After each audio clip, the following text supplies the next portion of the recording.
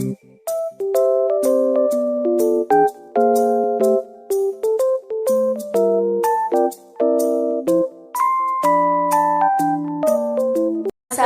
warahmatullahi wabarakatuh. Kami dari kelas 9G, saya Kirani Rachel absen 20 dan saya Nazia Sarah Sabrina absen 27. Kita akan menjelaskan materi kelas 9 Bahasa Indonesia tentang menyajikan teks diskusi. Apakah kalian tahu teks diskusi itu?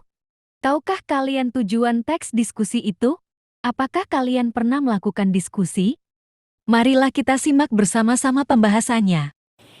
Diskusi merupakan suatu hal yang isinya membahas tentang sebuah isu yang sedang hangat diperbincangkan. Diskusi bertujuan untuk memecahkan isu tersebut berdasarkan fakta dan opini dari anggota diskusi. Hasil diskusi dapat disusun dalam teks diskusi. A. Mengidentifikasi informasi teks diskusi. 1. Mengenal teks diskusi. Teks diskusi adalah salah satu jenis teks yang memberikan dua pendapat mengenai suatu hal. Pendapat tersebut tentu ada yang selaras dan juga ada yang bertentangan. Teks diskusi menyajikan dua pendapat yang tidak sama tentang suatu hal, baik pro atau kontra. Hal tersebut menjadi kedua pihak saling membahas masalah yang menjadi persoalan dalam diskusi.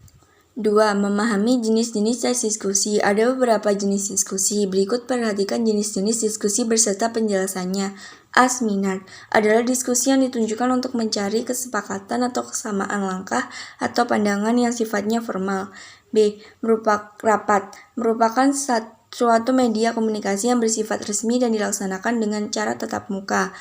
C. Pembekalan merupakan sebuah diskusi yang berbentuk pertemuan yang bertujuan untuk melatih pelatihan dan pendidikan kepada peserta, dan lain-lain.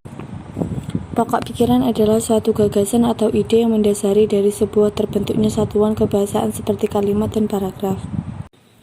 Dengan demikian, disimpulkan bahwa pokok pikiran paragraf merupakan ide atau gagasan yang mengandung informasi inti dan menjadi dasar pembentukan suatu kesatuan bahasa seperti paragraf. Pokok pikiran ini dilihat pada kalimat utama. Kalimat utama tidak sama dengan kalimat pertama. Kalimat utama biasanya terletak di bagian awal, akhir, atau awal dan akhir paragraf. Adapun cara menentukan pokok pikiran suatu paragraf sebagai berikut. A. Membaca dengan cermat. B. Mencermati kalimat pertama hingga akhir. C. Membaca tiap kalimat. D. Menandai ide pokok. 4. Menyajikan informasi dalam teks diskusi. Cara menyajikan informasi dalam teks diskusi yaitu A. Membaca teks diskusi secara seksama. B. Menemukan ide pokok setiap paragrafnya. C. Menemukan hal penting setiap paragrafnya. D. Menyusun setiap ide pokok menjadi satu paragraf.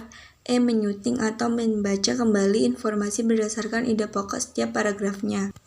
B. Menyimpulkan isi teks diskusi. Teks diskusi adalah tipe teks yang memberikan persetujuan dan penolakan, positif dan negatif, atau hal baik dan hal buruk terhadap suatu topik bahasan. Membandingkan teks dan menyimpulkan isi teks diskusi adalah dua kegiatan yang dapat kita lakukan dalam upaya memahami teks diskusi. Berikut pembelajaran menyimpulkan isi teks diskusi. 1. Membandingkan isi teks diskusi. Membandingkan isi teks adalah upaya mencari persamaan dan atau mencari perbedaan isi dua teks. Persamaan atau perbedaan tersebut dapat diketahui dengan mengajukan pertanyaan berikut. Persamaan atau perbedaan tersebut dapat diketahui dengan mengajukan pertanyaan berikut. A. Apa? Untuk menanyakan masalah peristiwa atau kejadian yang dibahas dalam teks. B. Siapa? Untuk menanyakan orang yang dibahas dalam teks.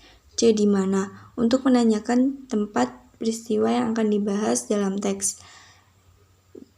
D. Kapan? Untuk menanyakan waktu peristiwa yang dibahas dalam teks. E. Mengapa? Untuk menanyakan sebab atau alasan masalah peristiwa atau kejadian dalam teks. F. Bagaimana? Untuk mengajukan pertanyaan terjadinya masalah peristiwa atau kejadian dalam teks.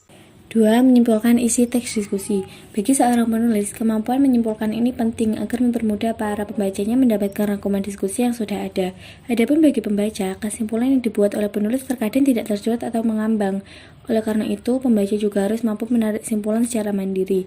Menyimpulkan isi sebuah teks diskusi berhubungan langsung dengan struktur penulisannya, yaitu bagian pendahuluan dan isinya. Pendahuluan berperan untuk mendapatkan konteks, sedangkan diskusi yang dilakukan berada pada bagian isi. Setelah mengontekskan pembahasan, maka kalian dapat menyimpulkan teks diskusi tersebut menjadi sebuah teks yang koheren dan mudah untuk dipahami. C. Menelaah teks diskusi. Teks diskusi adalah sebuah teks yang memberikan dua pendapat berbeda mengenai suatu hal, atau satu pro dan satu kontra, yang menyebabkan kedua belah pihak menjadi saling membicarakan masalah.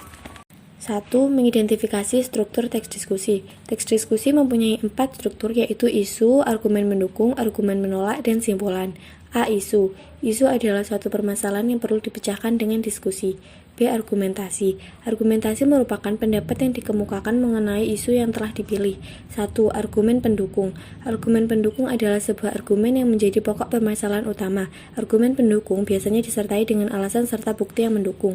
2. Argumen menentang merupakan pendapat atau alasan yang menentang atau menolak argumen yang mendukung isu tersebut, atau kontra dengan isu. C. Kesimpulan. Simpulan merupakan rangkuman dari semua diskusi yang dilakukan.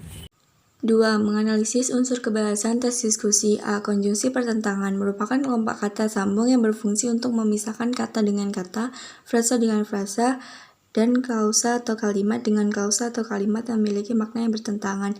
1. Konjungsi pertentangan setara atau koordinatif. 2. Konjungsi pertentangan bertingkat atau subordinatif. B. Konjungsi penegasan. Konjungsi ini digunakan untuk menguatkan atau mempertegas sesuatu hal yang telah disebutkan di bagian sebelumnya. C. Verba adalah kelompok kata kerja yang biasanya menepati posisi predikat dalam kalimat. Verba aktif intransif, verba aktif intransif. D. Kalimat simpleks dan kompleks. Kalimat simpleks adalah kalimat tunggal yang hanya memiliki satu subjek dan satu predikat.